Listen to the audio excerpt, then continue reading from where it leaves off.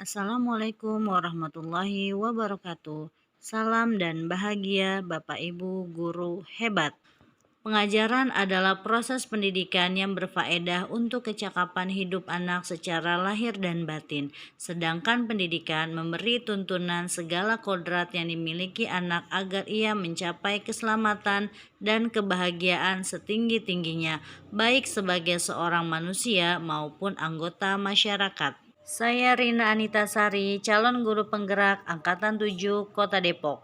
Mari kita simak bersama pemaparan koneksi antar mapel, kesimpulan dan refleksi modul 1.1 Filosofi Pemikiran Ki Hajar Dewantara. Kesimpulan dari pembelajaran pada modul 1.1 pada Filosofi Pemikiran Ki Hajar Dewantara. Yang pertama adalah pendidikan yang menuntun.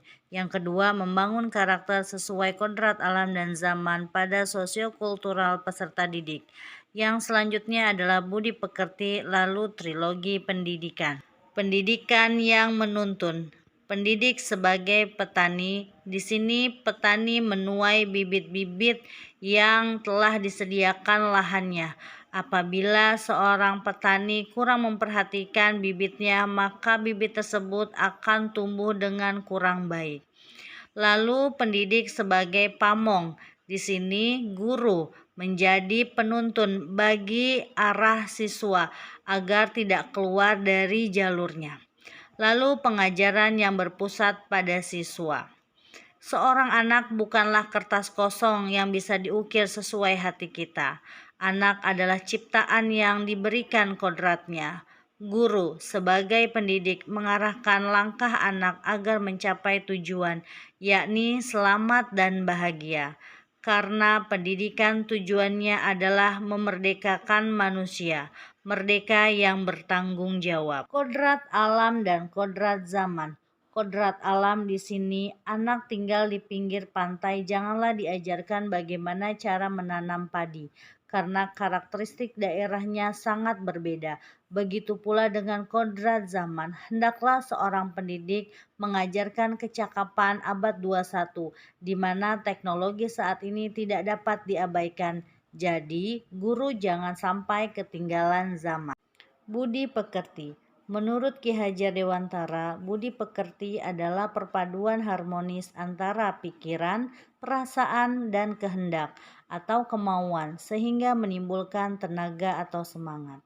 Seiring perkembangan zaman dan tidak terlepas dari fungsi kontrol kita sebagai guru dan orang tua, yaitu memberikan motivasi dan memberikan pengertian kepada anak atau siswa agar tetap memegang teguh nilai-nilai atau norma-norma kemanusiaan yang ada sehingga tujuan merdeka belajar dapat terwujud sesuai dengan semboyan Bapak Ki Hajar Dewantara, yaitu di depan memberi teladan, di tengah memberi bimbingan, dan di belakang memberi dorongan.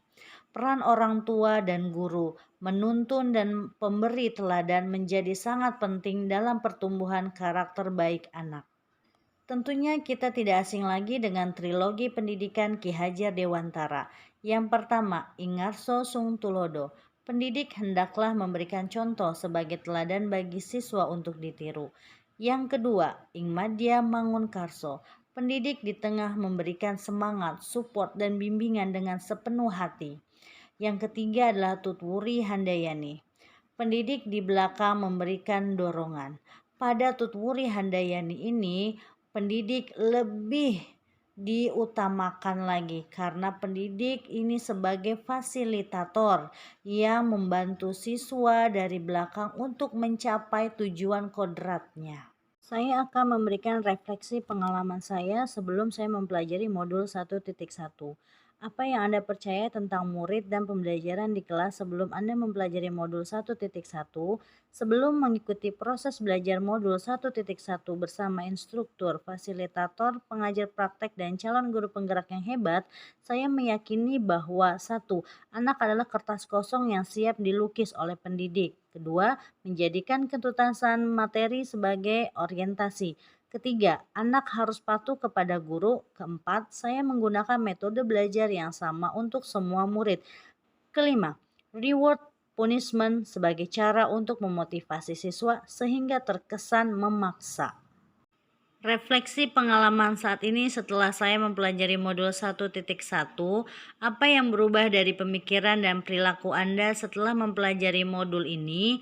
Yang pertama, anak bukanlah kertas kosong. Yang kedua, setiap anak adalah istimewa dengan kodratnya. Yang ketiga, kepatuhan mestinya muncul atas dasar kesadaran, bukan ancaman. Yang keempat, saya harus menyesuaikan metode ajar sesuai kodrat murid. Yang kelima, kolaborasi antar guru, murid, sekolah, orang tua, dan masyarakat lebih ditingkatkan. Pada pertanyaan selanjutnya, apa yang dapat Anda terapkan lebih baik agar kelas Anda mencerminkan pemikiran Ki Hajar Dewantara? Penerapan untuk mewujudkan pemikiran Ki Hajar Dewantara di kelas adalah: 1. Berusaha menjadi teladan yang baik. 2. Memahami bakat dan karakter dan latar belakang murid melalui komunikasi yang baik antara orang tua dan siswa. 3. Memfasilitasi murid dalam mengembangkan bakatnya. 4. Merencanakan pengajaran yang berpusat pada murid. 5. Membuat refleksi pada diri pendidik dengan siswa untuk menilai pembelajaran yang saya lakukan. Demikianlah pemaparan koneksi antar mapel, kesimpulan, dan refleksi modul 1.1 Filosofi Pemikiran Ki Hajar Dewantara. Terima kasih, semoga bermanfaat. Salam guru hebat.